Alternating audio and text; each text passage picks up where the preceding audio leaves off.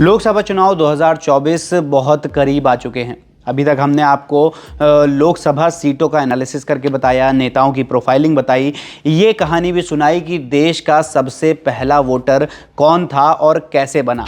आज हम आपको एक ऐसे शख्स के बारे में बताने वाले हैं जो दुनिया भर में सबसे ज़्यादा चुनाव हारने का रिकॉर्ड अपने नाम कर चुके हैं। उन्होंने आज तक 238 बार चुनाव लड़ा और हर बार अपने नाम हार दर्ज करवाई है। नमस्कार, मैं हूं पुष्कर द्विवेदी और आप देख रहे हैं डीएनए।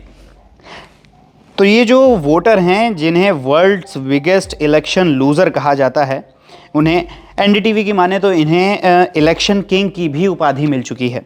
और इन्होंने पीवी नरसिम्हा राव और अटल बिहारी वाजपेयी जैसे कद्दावर नेताओं के सामने से भी नामांकन भरा और बुरी तरह शिकस्त हासिल करी। तो ये जो इलेक्शन किंग हैं जिनकी हम बात कर रहे हैं, इनका नाम है पद्मराजन, जो कि तमिलनाडु के नागरमेट्टूर के रहने वाले हैं। इन्होंने जब अपने घर यानी नागरमेट्टूर से पहली बार चुनाव लड़ा था तो लोगों ने इनका बहुत मजाक उड़ाया था, लेकिन इन्होंने उन लोगों की बातों पर ध्यान नहीं दिया और आगे आने वाले 3 दशकों तक कई सारे चुनाव लड़े, लेकिन हर बार हार ही मिली इन्हें। इस दौरान उन्होंने मछली, टोपी, टेलीफोन और अंगूठी चुनाव चिन्ह के साथ कई सारे चुनाव लड़े।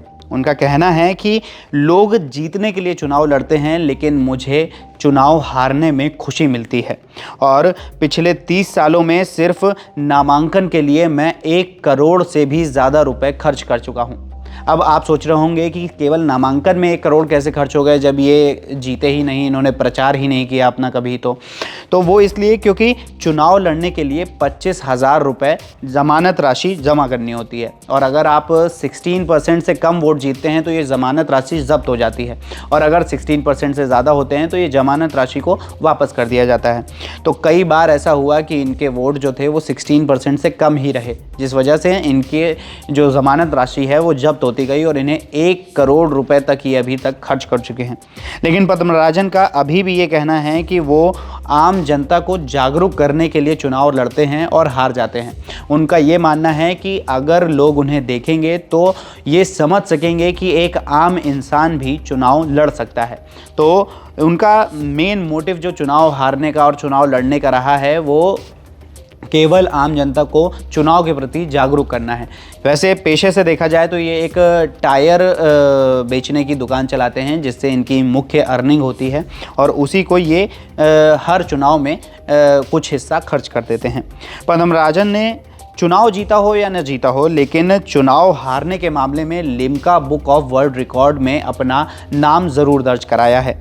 और सही मायने में देखा जाए तो इन्होंने कई सारे 238 चुनाव तो लड़े, लेकिन इनका जो सबसे बेहतरीन परफॉर्मेंस था वो रहा 2011 में, जब इन्होंने विधानसभा का चुनाव लड़ा। मेट्टूर विधानसभा से चुनाव लड़ा और 6,273 वोट हासिल किए। ये अभी तक की इनकी सबसे ज़्यादा वोटिंग कैपेसिटी रही है। तो आपको ये कहानी कैसी लगी, और क्या आप पद्मराजन की तरीके आप भी कभी आम आदमी की तरह चुनाव लड़ना चाहेंगे या नहीं? हमें कमेंट सेक्शन में ज़रूर बताएं और देखते रहें डीएनए।